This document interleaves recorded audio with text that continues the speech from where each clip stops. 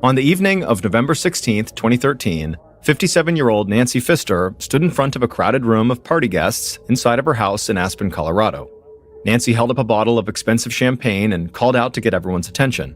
Her guests turned and watched their host like she was a queen holding court. Nancy had blonde hair and blue eyes and looked like she could have been a model. She told the crowd that she was going to skip winter in the mountains of Colorado and head to the warm beaches of Australia, and she could not think of a better way to spend her last night in town than hanging out with all the people she loved. Nancy thanked everyone for coming, popped open the champagne, and told her guests to have fun. Music began to play, and the guests cheered, and then they all kind of began circulating through Nancy's massive house that sat on over 35 acres of land. And they could look out through these huge floor-to-ceiling windows to get an incredible view of Nancy's property that was covered in aspen trees and surrounded by the snow-capped Rocky Mountains. A lot of Nancy's friends were some of the wealthiest people in Aspen, which was known as one of the wealthiest cities in America, so this was saying something. But the view from Nancy's house was so spectacular, it still made all of her friends a bit jealous. Nancy poured herself a glass of champagne, took a sip, and looked out at everyone with a huge grin on her face. Hosting parties was one of her favorite things to do. In fact, over the decades, Nancy's parties had become sort of legendary. Nancy had inherited millions of dollars and part of the successful ski resort her parents had owned.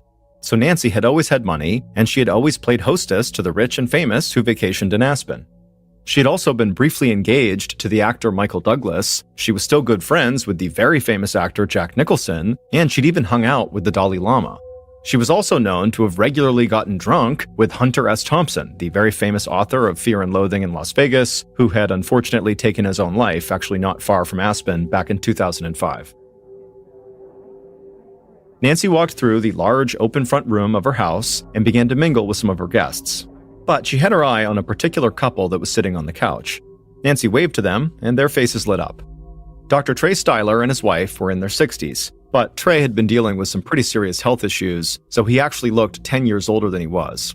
He often had trouble standing, and walking for long periods of time was a big challenge, but he still had a sharp mind and an amazing sense of humor, which is actually why Nancy liked him so much. She thought he was really funny.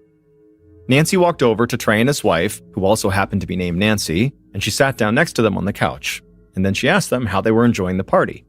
They said they were having a great time, but admittedly, they were already plotting how to clean up the house afterwards, and Nancy smiled and laughed. When Nancy had made her plans to travel to Australia, the Stylers had been looking for a new home in the area, and when Nancy found out about it, she suggested they put that off and just rent her place while she was gone. And she actually said they could just move in right away if they wanted to, that way the house would feel more like a home when they were actually on their own. The Stylers had jumped at the chance, they loved Nancy's house like everybody did, and they always had a great time with Nancy, so the three of them had basically been roommates for the last several weeks, and as much as Nancy was looking forward to traveling in Australia, she was going to miss spending time with the Stylers. And Trey and his wife felt the same way.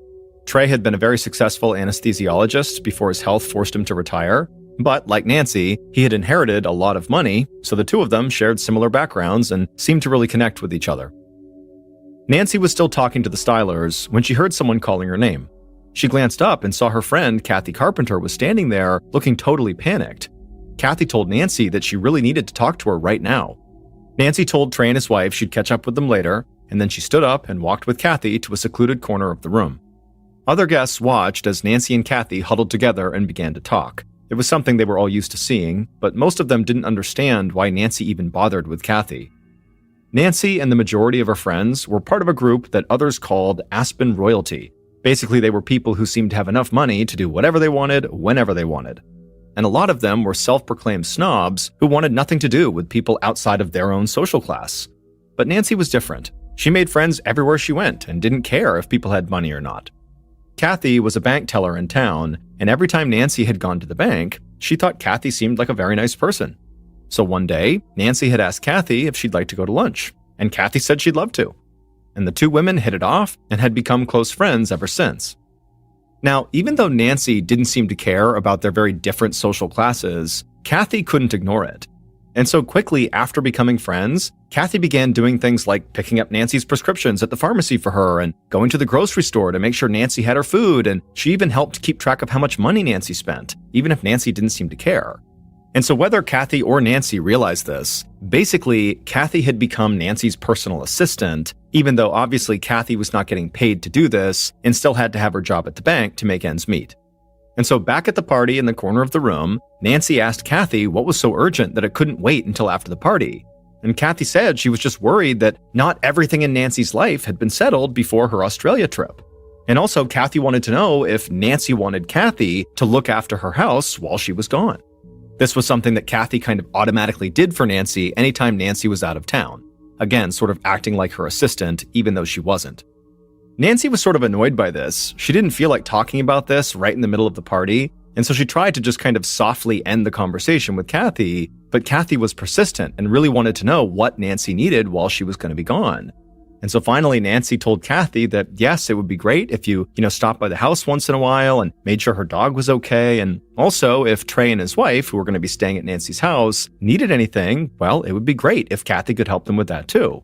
And so Kathy nodded, understanding her assignments, and then Nancy took a swig of her champagne, flashed a smile, and then rejoined the party and left Kathy standing all alone in the corner.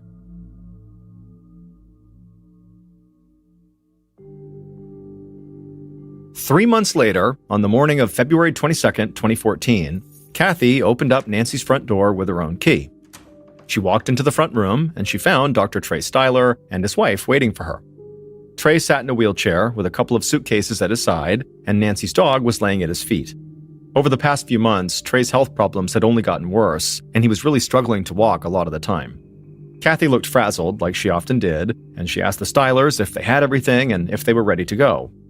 A few days earlier, Nancy had emailed Kathy to say she was coming home from Australia. When Nancy had left, she actually had not set a return date, at least not officially, but now this email served as letting people know she was coming back home. And so Kathy wanted to make sure everything in the house was perfect for Nancy when she got home, and that meant making sure Nancy had the house to herself. So Kathy had informed the Stylers that they needed to get out of the house and take all their belongings with them so she could straighten up before Nancy got there. In the front room, Trey leaned down, grabbed one of the suitcases, and put it on his lap. Trey's wife grabbed the other suitcase and told Kathy they were ready to go. But she said they were leaving a few things behind that they would want to come back to get. Kathy suddenly was panicked and said they really needed to make sure everything was out of the house. But in a calm, steady voice, Trey told her that everything was fine. He reminded Kathy that they had been paying rent on the house. They were not just guests here. They didn't want to cause any problems, but they were sure Nancy would be okay with having some of their things still in the house just for a few more days. Then Trey pushed himself through the room towards the front door, and his wife and Kathy followed. They made it outside, and right away Trey began to shiver. The sun was shining, but there was snow on the ground, and it was only about 25 degrees Fahrenheit, so right below freezing. Trey had also lost quite a bit of weight recently, which contributed to him feeling cold. His wife helped him into Kathy's car and then put his wheelchair and their suitcases in the trunk. Then Kathy hopped in the driver's seat and drove the couple a few miles away to the hotel where they were going to stay until their new house was ready. And then after dropping the couple off, Kathy headed back to Nancy's. That evening, Kathy drove to the airport with Nancy's dog in the back seat. She knew Nancy would be thrilled to see him as soon as she landed. A little later, after flying for almost 24 hours and experiencing a massive 16-hour time change, Nancy finally stepped off the plane in Colorado. She somehow felt exhausted, but also completely wired, and she really had no idea what day it was. Kathy met Nancy at the baggage claim and helped her get everything over to the car. Nancy climbed into the back seat, and her dog jumped on her and licked her face. Nancy was glad to be back. When they got back to Nancy's house that evening, even though Nancy was dealing with major jet lag and felt totally exhausted, no matter what she tried, she couldn't fall asleep. So Kathy just stayed with her that night to make sure she really was okay and that if she needed anything, she would go get it. And then for the next 36 hours, Nancy just really couldn't quite fall asleep, and so she was just totally exhausted and miserable. But then finally, on the morning of February 24th, so a day and a half after Nancy got home, she just totally crashed. Kathy stayed in the bedroom with Nancy for a bit, but when it was clear Nancy really had fallen asleep and was not going to wake up anytime soon, Kathy went down to the kitchen, and she made sure Nancy's dog had plenty of food and water, and then she found a piece of paper and a marker, and she made a do not disturb sign. Kathy knew that secretly, Nancy hated being woken up before she was ready, and so she did not want anybody to disturb Nancy. And so Kathy walked outside, and she taped the sign to the front door.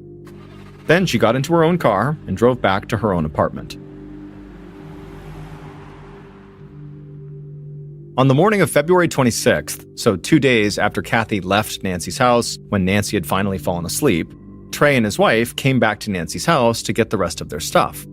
They saw the Do Not Disturb sign that was on the door, and they assumed Nancy had to be sleeping, but they still wanted to get their things, and they also really wanted to talk with Nancy to make sure everything was okay with the house.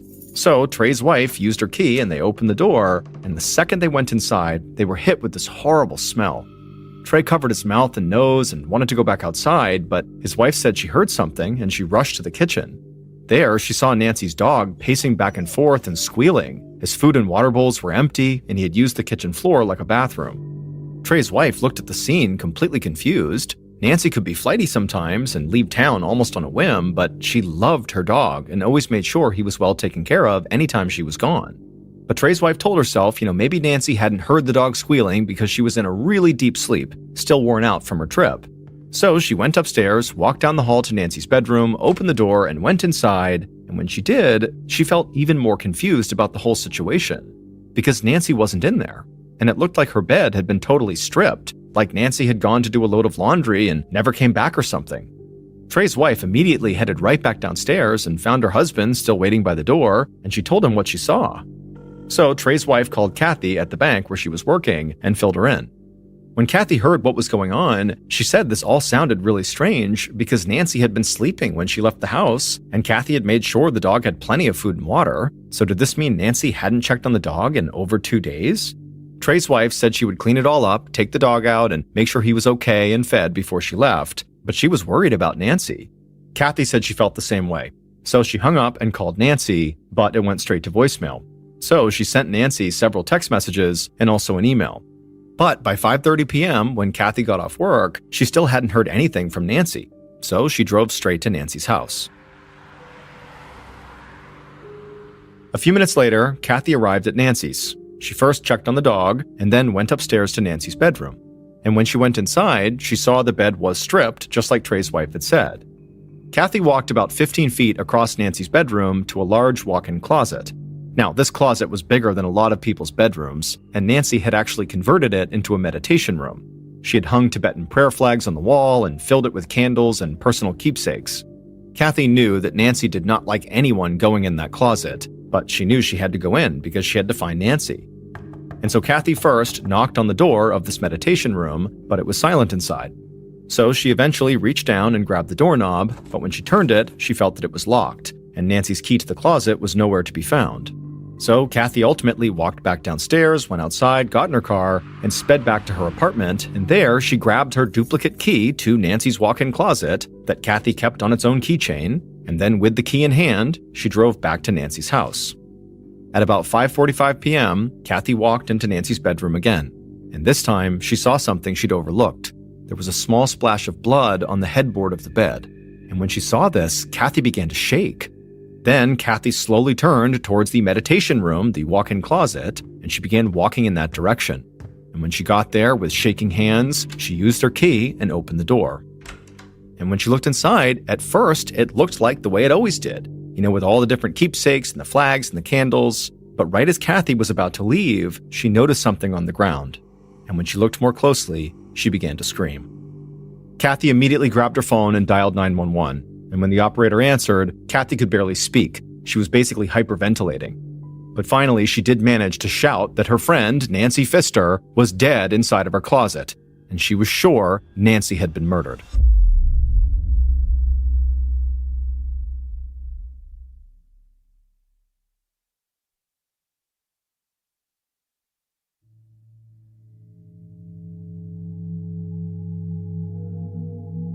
Kathy's 911 call took the Pitkin County Sheriff's Department by complete surprise. Crime was rare in Aspen, Colorado, and there hadn't been a murder in town in over a decade. And on top of that, almost everybody in the area knew who Nancy Pfister was. She was basically a celebrity in Aspen. If Nancy really had been murdered, the county police knew this would be their highest profile case in a very long time. So they immediately reached out to the state police and the district attorney's office for help. And not long after that, an investigator with the DA's office named Lisa Miller parked her car in the long driveway in front of Nancy's house and stepped outside. Investigator Miller was tall with light brown hair, and she was wearing a gray wool overcoat and dark sunglasses. Miller had a reputation for being a staunch advocate for victims and for being very straightforward when dealing with suspects. From where she was standing, Miller looked around and saw all the huge aspen trees spreading out across Nancy's huge property, and she was also able to look inside of Nancy's house through her large front windows, and it was beautiful inside.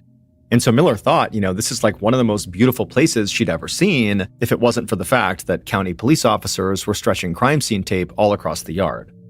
Miller saw a couple of deputies talking with Kathy a few feet from Nancy's front door, and she also saw Sheriff Joey DeSalvo standing nearby with Nancy's dog. Miller waved to DeSalvo and walked over to him. She asked him if he had seen the body yet, but DeSalvo just shook his head, and Miller could tell he was on the verge of tears. DeSalvo said Nancy was a good friend of his. Before he was sheriff, he'd had a bit of a wild side, and actually he and Nancy used to party together. And he also said that he was the one who'd been called in to deal with Hunter S. Thompson's body after the writer had killed himself, and seeing someone he knew covered in blood like that had haunted DeSalvo for years, so he couldn't bring himself to go look at Nancy's body. Miller said she understood and just told him that he would need to tell her everything he knew. DeSalvo nodded and said that Kathy, the friend of Nancy's who had found the body and called 911, had told him that when she went into the bedroom closet, she had found her friend's body on the floor. Nancy's body was wrapped up in some sheets and a carpet, and her hair was matted with blood. That's about all he knew as far as the body was concerned. But there was one more thing that Kathy had told him. Kathy said that she had noticed some of Nancy's pill bottles were missing from her bathroom. Miller thanked DeSalvo, slipped on a pair of gloves, and then walked inside the house with one of the sheriff's deputies. Miller and the deputy headed upstairs and walked directly into Nancy's bedroom. They noticed the bed was stripped, and they saw blood on the headboard. Then they stepped into the closet that had been turned into a meditation room and looked down at the floor. But for a second, they both just stood there confused, because it just looked like there was a blanket and a pile of sheets laying there. And so Miller crouched down, and it wasn't until she was right over the blanket and sheets that she could tell they were actually wrapped around something. Miller kept staring at the pile for a second, and then she asked the deputy if Kathy had mentioned moving the blanket or touching it in some way. But the deputy said, according to Kathy, she had not touched anything in the closet. This made no sense to Miller, because at this moment, it was really impossible to tell if what was wrapped up inside of these sheets and this carpet was actually Nancy Pfister's body.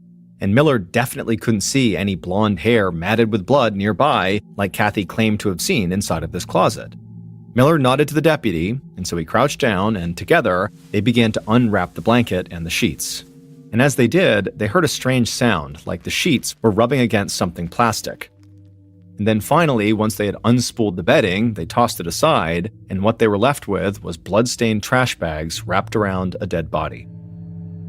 Miller began to remove the trash bag covering the victim's head, and this is when she saw blonde hair matted with blood, just like Kathy had said. Miller finally pulled the trash bag all the way away, revealing the victim's face, and immediately the deputy lowered his head and told Miller that that was definitely Nancy Pfister. Miller wanted to wait for the state forensics team to arrive before handling the body anymore, so she and the deputy stepped out of the closet and began to search the rest of the house. But during the search, Miller didn't find any signs of forced entry or of a robbery.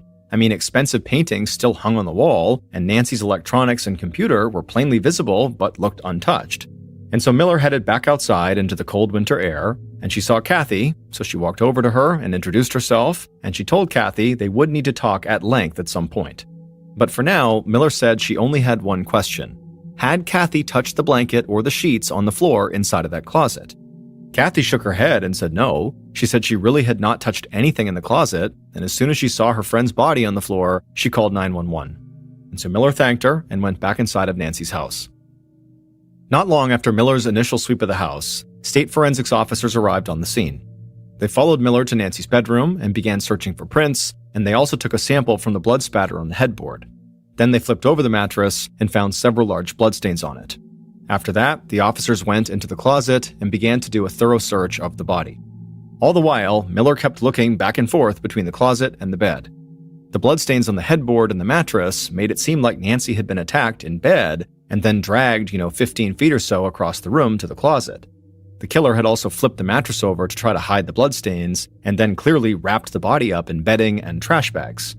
And this was not an easy task. Just moving Nancy's body around would have been heavy and cumbersome, and there were so many steps the killer had to complete before leaving the house. And so as a result, Miller knew the killer would have needed a lot of time after killing Nancy, and also a lot of strength to pull this off. Or the killer would have needed a partner. And so Miller thanked the forensics officers and headed back downstairs, and she was still taking in everything she'd seen and heard, but at this point, she was sure about one thing. Kathy had lied to the police, because Nancy's body was not visible inside of the closet. And so if Kathy said she had seen her friend's blonde hair matted with blood, that meant either she did move the blankets and the carpet, and that's how she saw it, and then covered it back up, or Kathy just knew Nancy's hair was matted with blood because Kathy had killed her or had assisted in killing her.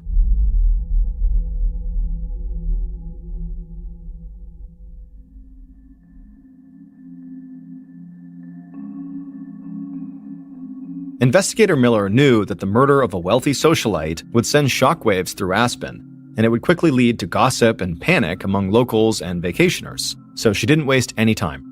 Not long after Miller searched Nancy's house, she told Kathy to come down to the sheriff's station to meet with her and county and state police investigators. That day, Kathy stepped into the small interview room at the station. Kathy was average height with long brown hair, and she wore jeans and a red sweatshirt. And she looked very upset from the moment she sat down directly across from Miller. Miller spoke calmly and quietly. She thanked Kathy for coming in and then asked her to walk them through all the details of what happened when she went inside of Nancy's house, all the way through to calling 911. Kathy said when she'd gone to Nancy's the first time, she noticed some of Nancy's pill bottles were missing, and she also noticed the closet door, the meditation room, was locked.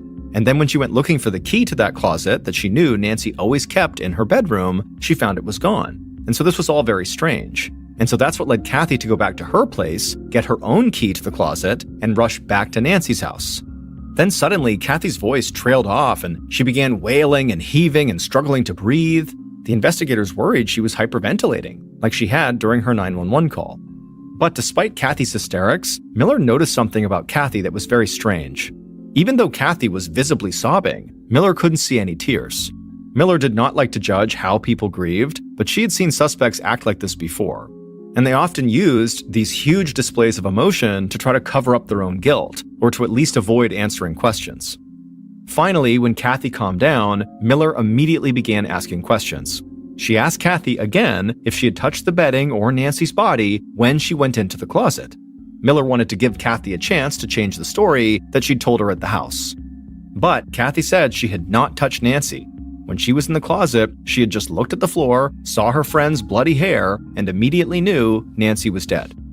At this point, Miller sat up straight in her chair.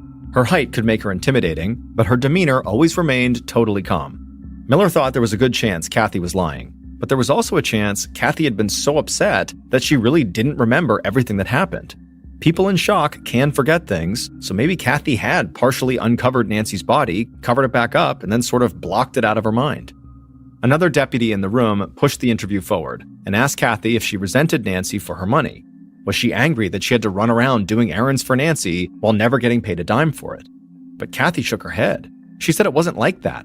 She and Nancy were extremely close and they loved each other.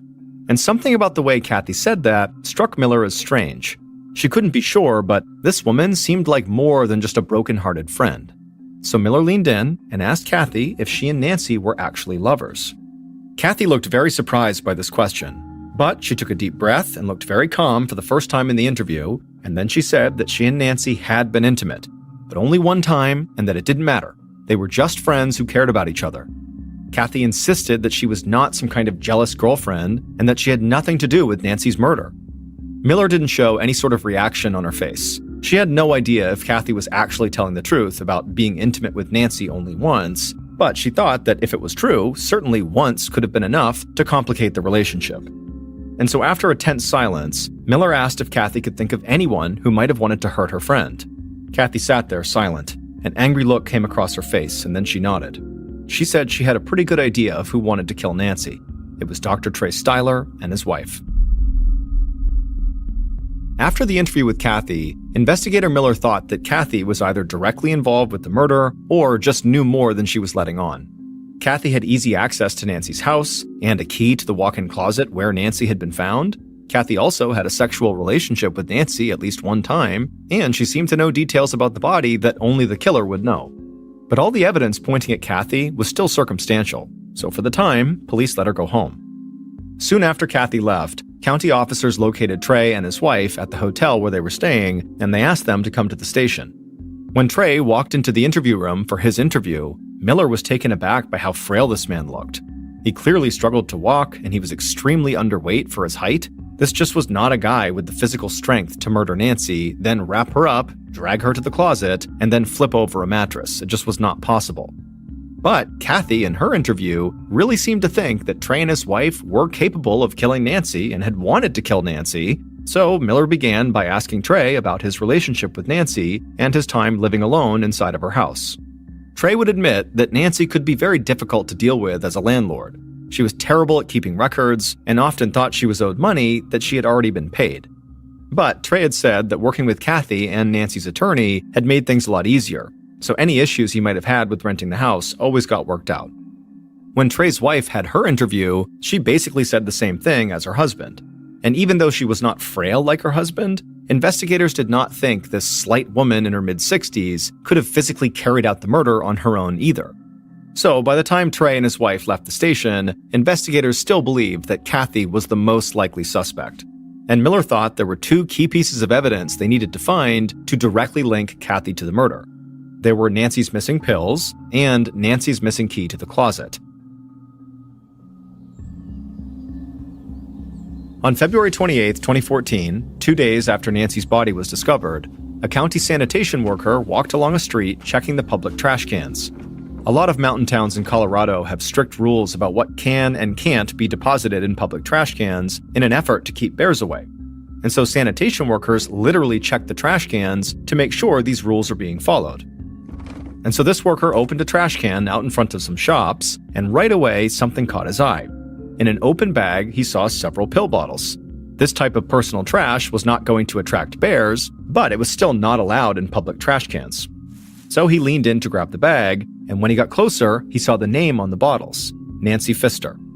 Like everybody in the area, the worker knew about Nancy's murder, so he immediately contacted the sheriff's department. Investigator Miller got word that the missing pills had been found, and she couldn't believe her luck. It was like a prayer had been answered. Then, the following day, a man was walking down the sidewalk not far from where the pills had been found, and he saw something on the ground, glinting in the sunlight. He bent down and saw it was a key, and there was a tag on the keychain that said Owner's Closet. He picked it up and handed it over to a county police officer who was parked nearby. And back at the sheriff's department, it did not take long for officers to realize that this key was the missing key to Nancy's meditation room. And so investigators started to feel like they must have a guardian angel or something.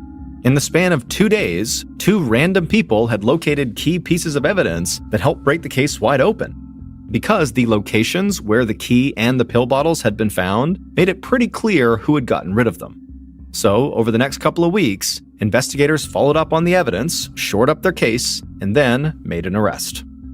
Then, about 3 months later, in June, investigator Miller, along with officers from the county and state police, sat in an interview room and listened to the killer's full confession.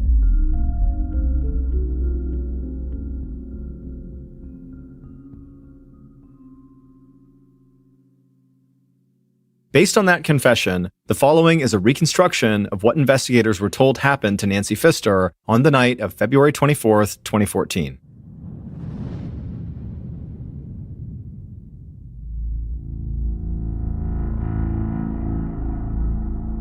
That night, the killer stood at the bottom of Nancy's stairs inside of her house, holding several trash bags and an electrical cord in one gloved hand and a hammer in the other.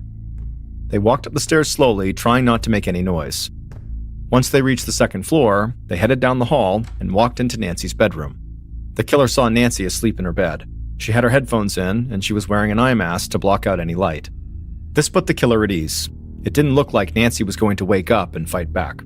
So the killer walked over to the bed and put down the trash bags and the cord, but kept the hammer in their hand.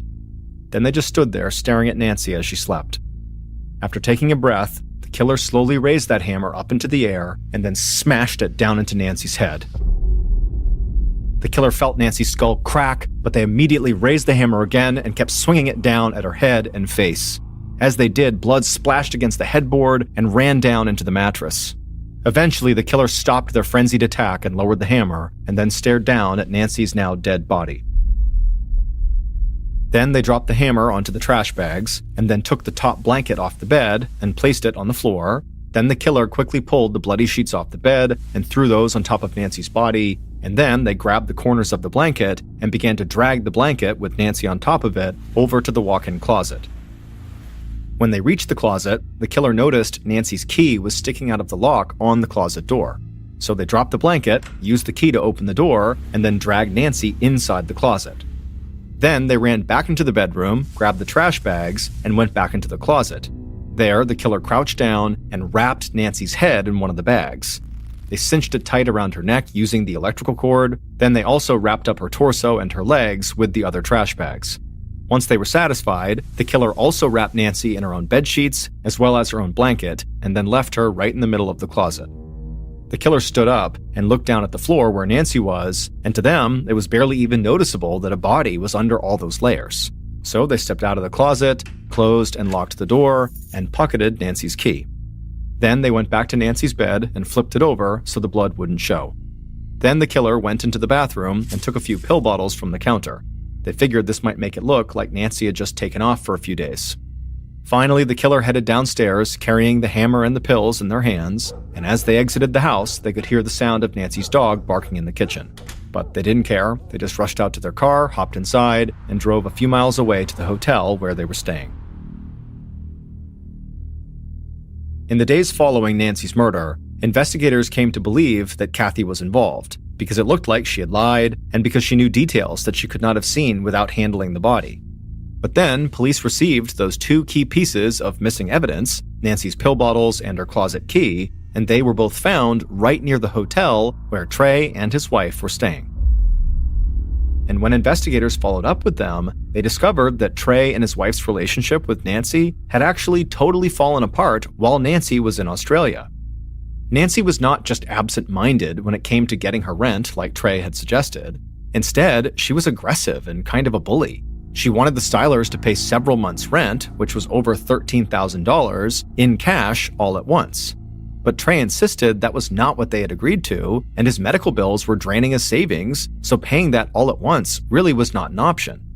Over the course of Nancy's trip, both parties got their attorneys involved and started accusing the others of trying to rip them off. So by the time Nancy finally flew back to Colorado, Trey and his wife had made it clear they were very, very angry at her.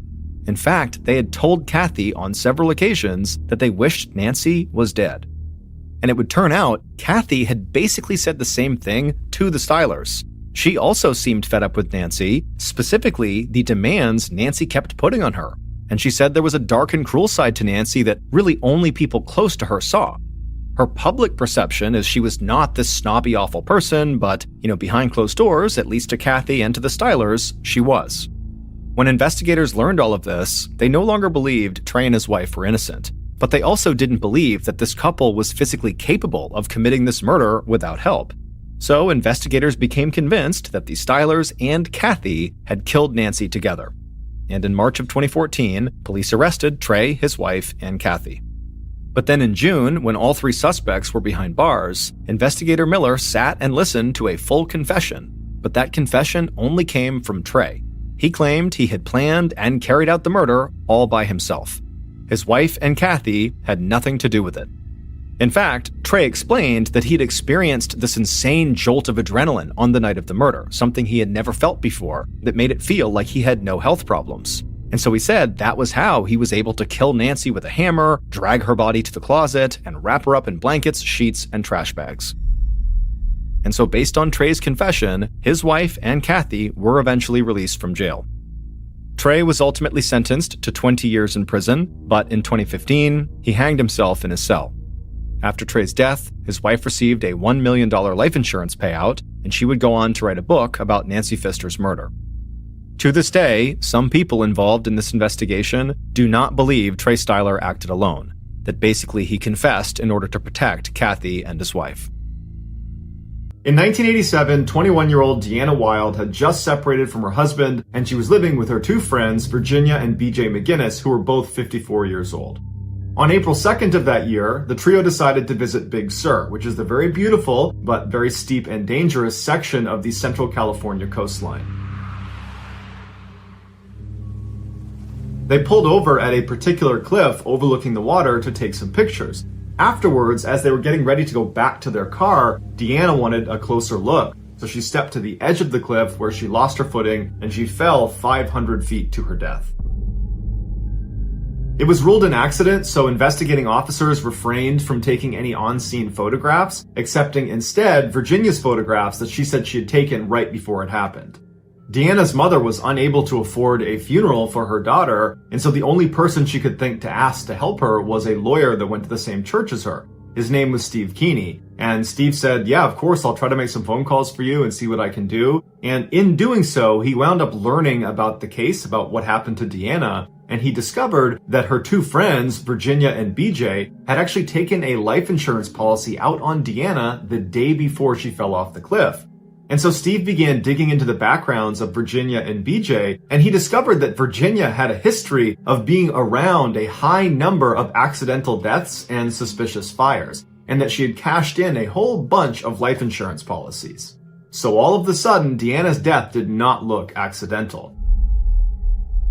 Steve would become obsessed with the idea that the McGinnises were behind Deanna's death, but unfortunately, there was virtually no evidence to support that because when she died, the investigating officers ruled it an accident. So there was no crime scene, there was no evidence collected, the autopsy was very cursory, and so Steve would spend 5 years building a case against Virginia and BJ, but at the end of those 5 years, it was a rock-solid case and Virginia and BJ were arrested.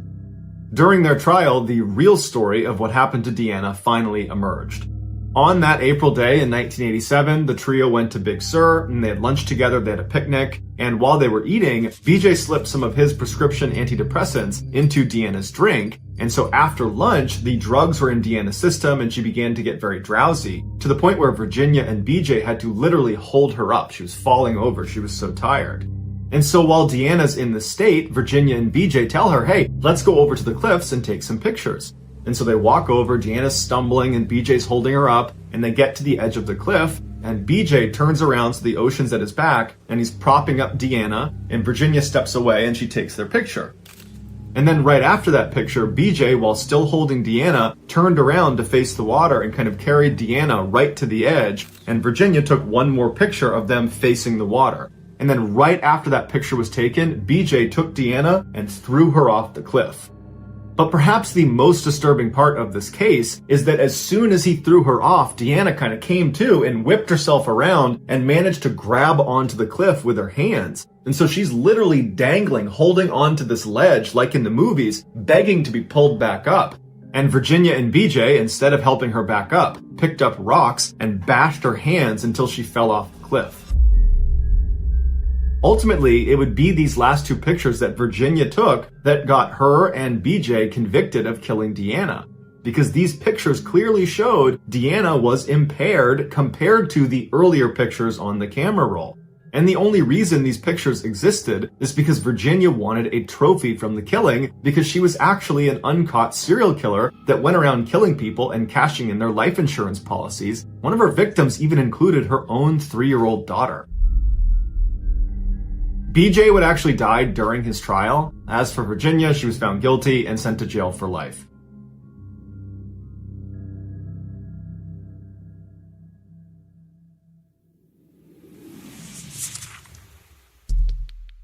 Our next story is called Psychopath.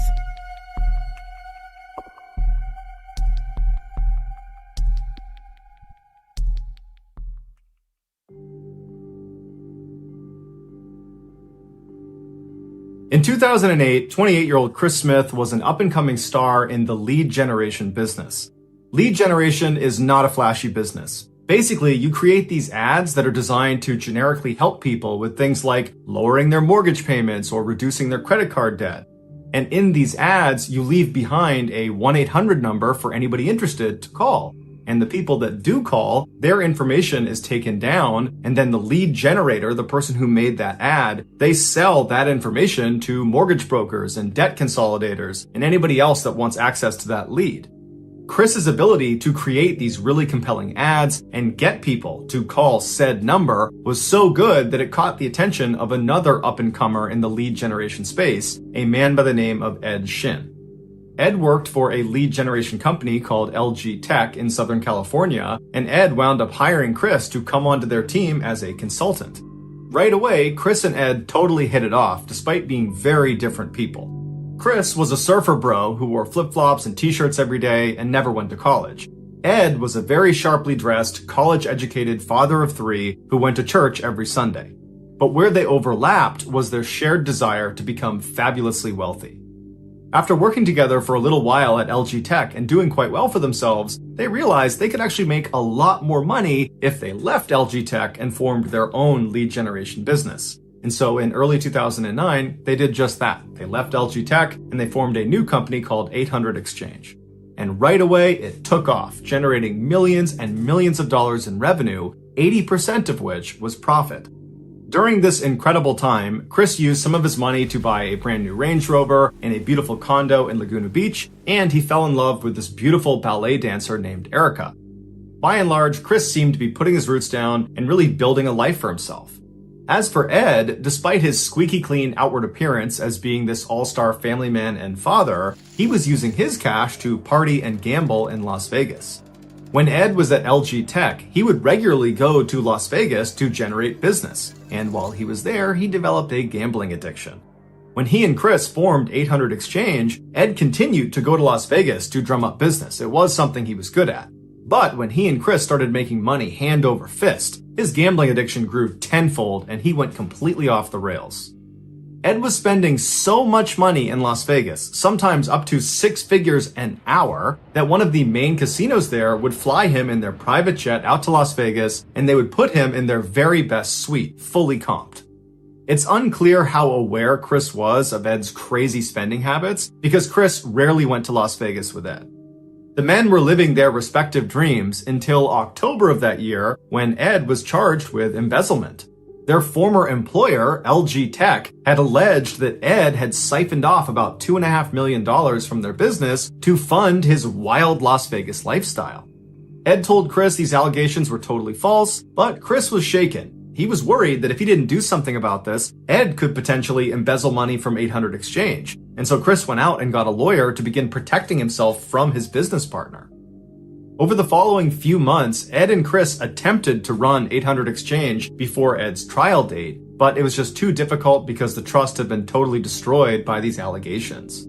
And in May of 2010, Ed was convicted of felony embezzlement. In order to avoid jail time, Ed had taken a deal that meant he would need to pay roughly $800,000 of restitution to LG Tech. But Ed did not have $800,000. The only way he could make this payment would be if 800 Exchange, the business, fronted the money.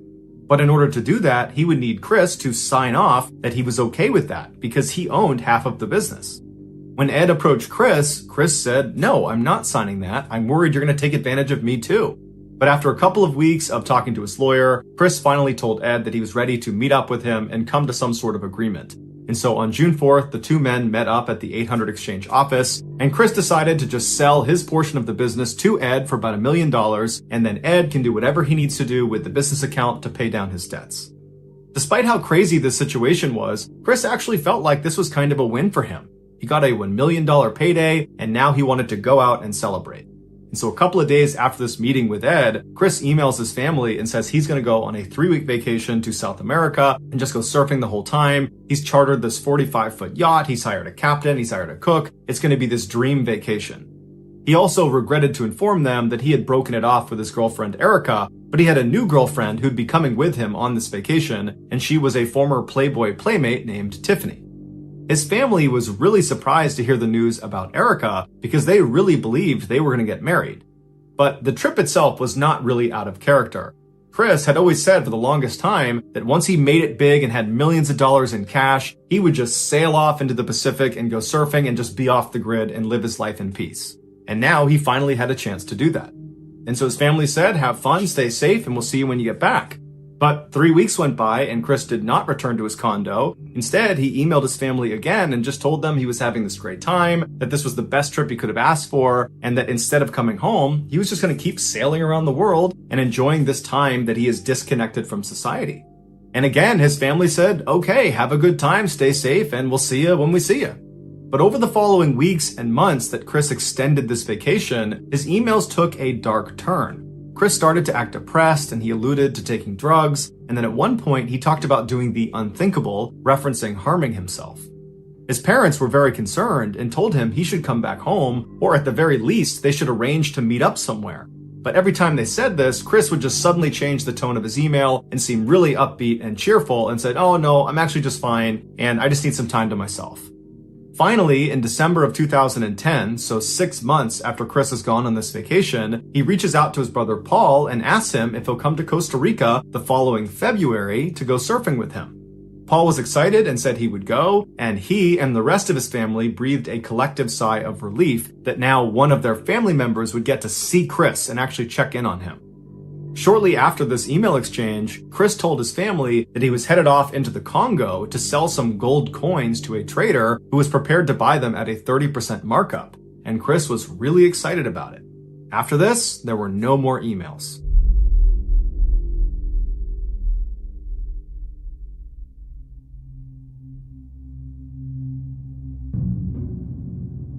The family was concerned that this gold buyer potentially had kidnapped or hurt Chris, but Chris was going long periods of time between his emails to family, and so they figured, you know what, Paul's trip to Costa Rica where he's going to meet up with Chris is coming right up, so let's hold off doing anything drastic until then.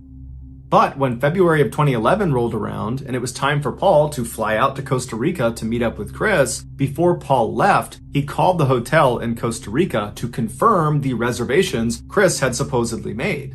And the hotel said, "We've never heard of Chris Smith. There are no reservations under his name." And so Paul tried to contact Chris, but to no avail.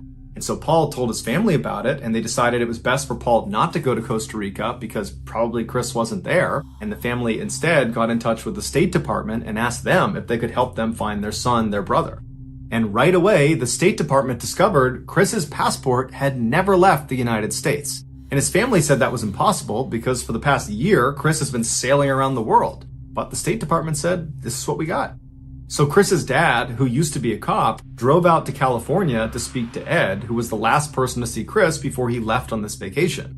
And Ed would say he has no idea where Chris is. However, he did say Chris had a fake passport, and that might be why his passport was not showing up as leaving the country. Chris's father didn't really know what to make of this information, and so he decided it would be best to just file a missing person report and put the investigation in the hands of the police. Shortly after the report was filed, the police brought Ed in for questioning, and Ed reiterated that he didn't know where Chris was and that he did have this fake passport, and he also said that they had not ended on good terms. They were kind of fighting and bickering at the end, and that's why he hadn't heard from Chris since he left. Ed was cooperative and didn't really have much to give police, and so the police let him go. While the police hit dead end after dead end in this missing person case, the property manager of the office building where the 800 Exchange business had been located was growing increasingly frustrated. Shortly after Chris had sold his portion of the business to Ed and then gone on this vacation, Ed had moved 800 Exchange from that office building to another, and Ed had not paid his final rent, which was $40,000. And this property manager had repeatedly tried to get in touch with Ed, but Ed was totally blowing him off. One day, the property manager was griping about Ed and his delinquent payment to another tenant in the office building, a guy by the name of Joe DeLue, who just happened to be a private investigator. And during this discussion, the manager was saying that not only had Ed not made this payment, but he had also been recently questioned by police about his missing business partner who was still missing. And so Joe is immediately intrigued by this, and he says to the manager, it sounds like Ed is a pretty shady guy. Would it be possible for me to just poke my head around their old space now that it's vacant? Because you never know, there could be something in there. And so the manager said that was fine. He opened the door to the old 800 Exchange space. Joe walked inside and immediately found blood spatter on the door frame of where Chris's office used to be. He also found blood spatter on the ceiling and on the walls. And so Joe called the police, who showed up and sprayed luminol all over Chris's office, and there was blood everywhere. It would turn out Chris didn't sell his portion of the business to Ed. On that day, June 4th, 2010, Chris did go into the office to try to reach some agreement with Ed, but when he walked in, Ed promptly killed him with a knife or some other blunt object. Then he, or someone he hired, dumped Chris's body somewhere. After that, Ed stole all of Chris's money to pay off the debt to LG Tech, as well as some other large debts in Las Vegas. And then after that, Ed hijacked Chris's email accounts and pretended to be Chris for almost an entire year. Chris never took a boating trip around the world. He never broke up with Erica and had this new girlfriend from Playboy. He just got killed inside of his office, and Ed created this ridiculous, elaborate lie that was designed to make his family believe that Chris had become unstable and that maybe he did end his own life, or maybe he did get kidnapped or killed in the Congo. Ed was just trying to create that seed of doubt that he had anything to do with it. But in 2018, it all came crashing down for Ed when a jury convicted him of killing Chris and sentenced him to life in prison without the possibility of parole. To this day, Ed maintains his innocence, and to this day, Ed still will not give up where Chris's body is.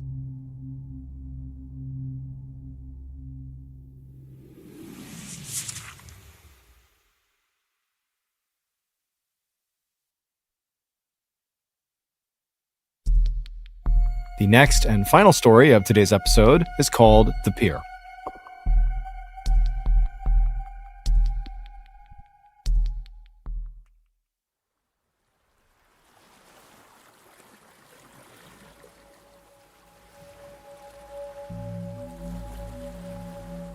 At around 5:20 p.m. on August 31st, 2007, a young couple stepped onto the beautiful sand of Yelpo Beach, which is located at the very southern tip of South Korea.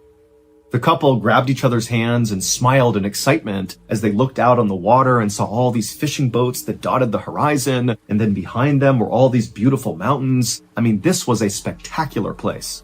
They couldn't believe that a place so gorgeous and so remote was located only a 1-hour train ride away from the busy city where they went to college. The couple's names were Kim and Chu. Kim was 21 years old, and he was an athlete and a very dedicated student. And Chu, she was 20 years old and also very studious, but maybe unlike Kim, she was a bit more reserved and shy. In fact, Kim was Chu's very first serious boyfriend, and she absolutely adored him. And in fact, this was going to be the couple's kind of big first trip that they would take together. It was a Friday, and Kim and Chu planned to spend the entire weekend exploring this place called Yelpo Beach. Yelpo Beach is located right against this quaint little fishing village, and it's famous for its beautiful silver-colored sand. In fact, the beach is so famous, lots of people come out here and just camp out on the beach because it's just so beautiful. There's also a very busy open-air seafood market right nearby, which is really cool because all the fishermen come in and literally offload their catch right onto the table, and they sell it to people coming by. And also up in the mountains, you could see these beautiful bright green crops, which were tea plantations that made the air in Yelpo Beach kind of floral and sweet smelling.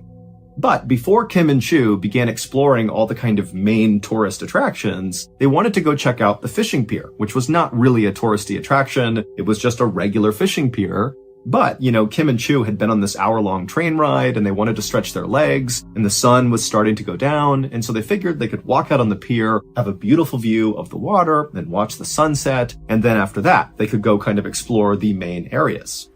And so Kim and Chu, still holding hands, began walking on the silver sandy beach in the direction of this fishing pier off in the distance. And as they were walking, Chu pulled out her camera and was taking all these pictures. But then at some point, Kim, who again is holding Chu's hand, he just abruptly stops and kind of squints his eyes and looks off in the distance towards the fishing pier. And Chu, she puts her camera down and asks Kim, what's going on? But Chu, without even saying anything to her, just raises his hand and points. And then seconds later, Kim and Chu were running down the beach.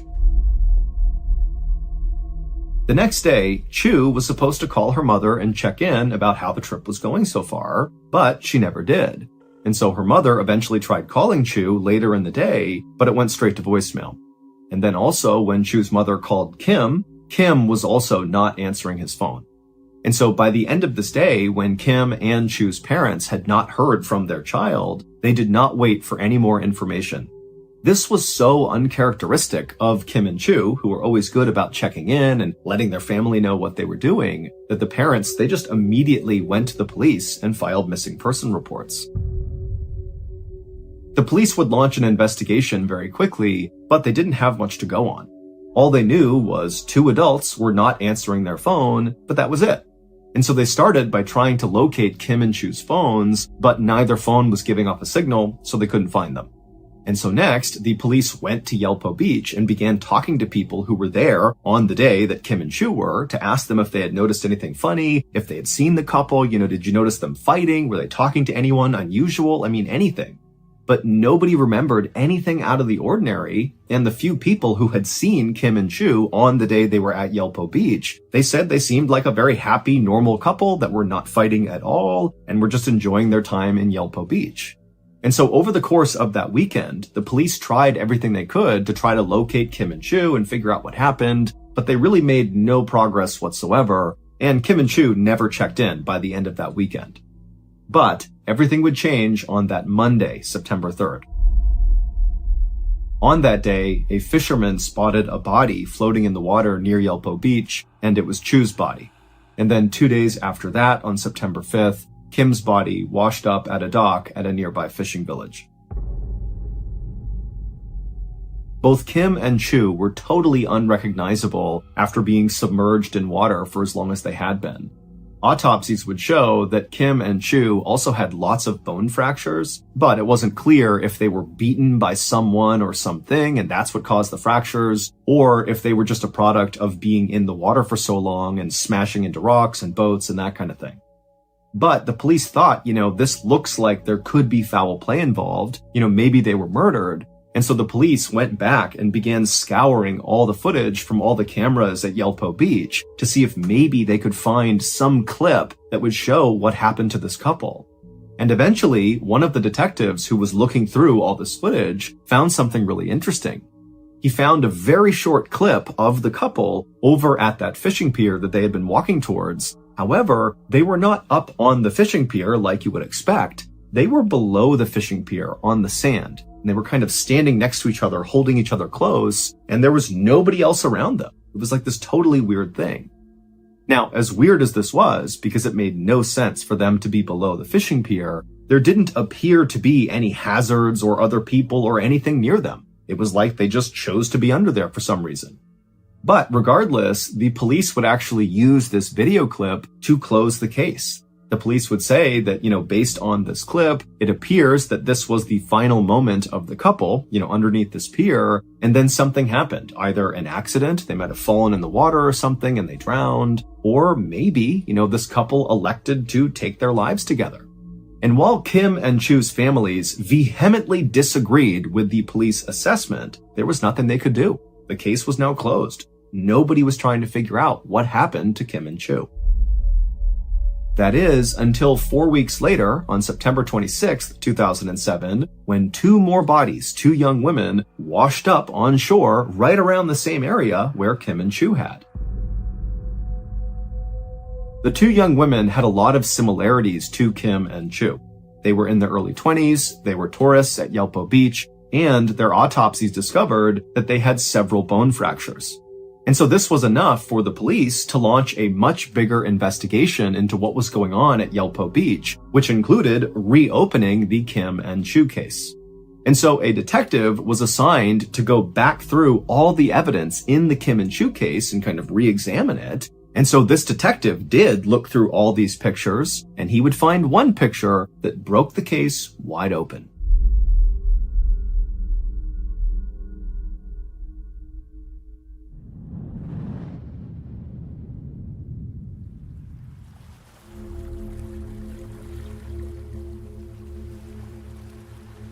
Back on the night that Kim and Chu were at Yelpo Beach and they began walking towards the fishing pier, Kim had abruptly stopped and raised his finger and pointed at something, and then seconds later, he and Chu were running in that direction.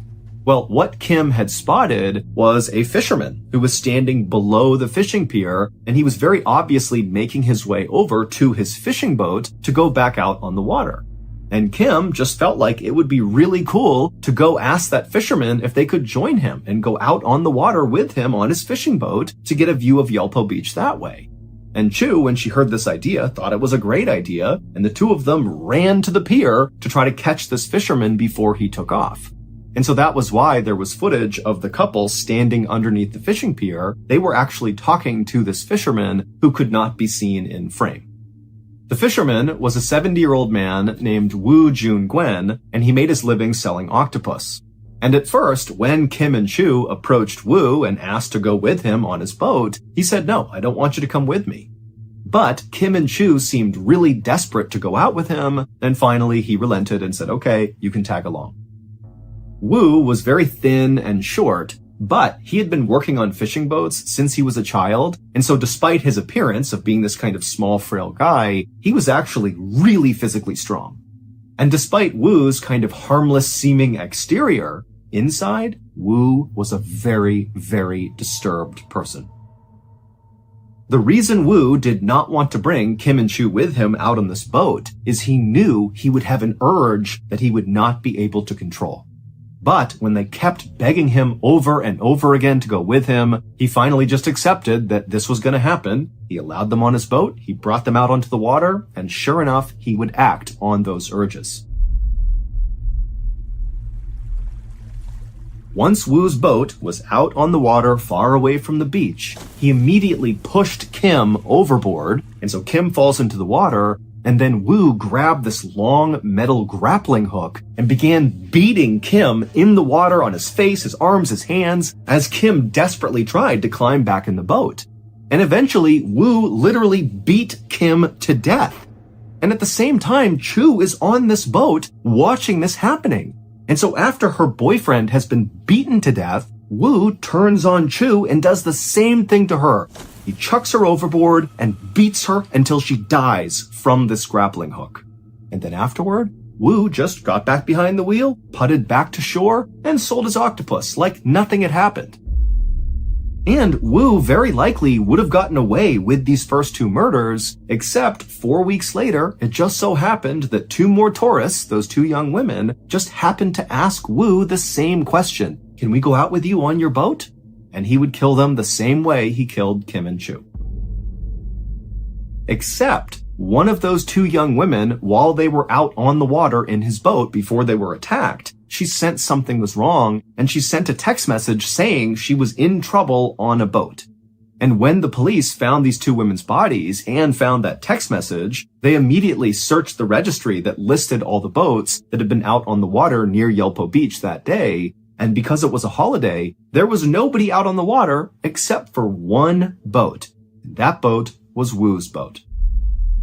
And this is where that photo the detective found on Chu's camera roll, when finally somebody looked through the photos, that's where that photo comes into play.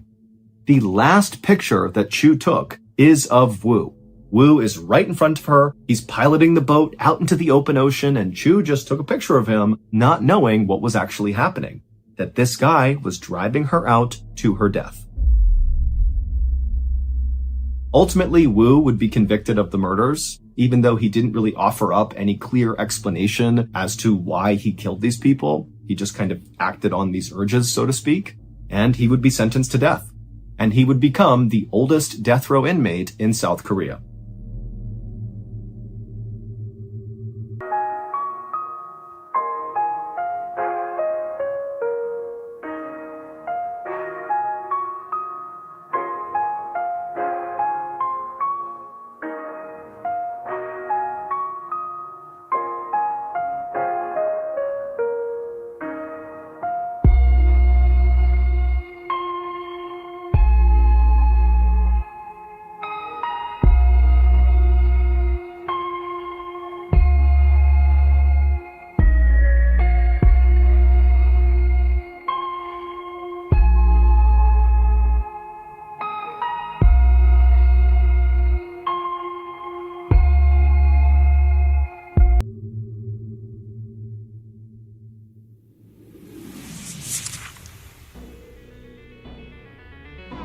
Thank you for listening to the Mr. Ballen podcast. If you enjoyed today's stories and you're looking for more bone-chilling content, be sure to check out all of our studio's podcasts, not just this one, but also Mr. Ballen's Medical Mysteries, Bedtime Stories, Wartime Stories, and Run Fool.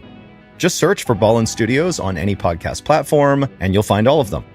If you want to watch hundreds more strange, dark, and mysterious